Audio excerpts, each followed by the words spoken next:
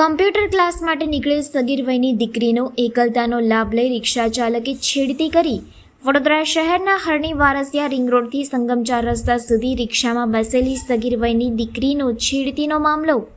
આરોપી રિક્ષા ચાલકે સગીર વયની દીકરીને નાસ્તો, ઠંડુ પીણું પીવાની તથા પૈસા આપવાની લાલચ આપી હતી. સગીર વયની દીકરીનો મોબાઈલ નંબર પણ માંગ્યો. રિક્ષામાંથી ઉતરી ભાડું આપતી વખતે આરોપી બોલ્યો, તારો છૂટવાનો ટાઈમ કેટલો છે? હું તે ટાઈમે તને લેવા આવીશ. સગીર વયની દીકરીનો હાથ પકડી તેનો એકલતાનો લાભ લઈ આઈ લવ યુ કહી છેડતી કરી હતી.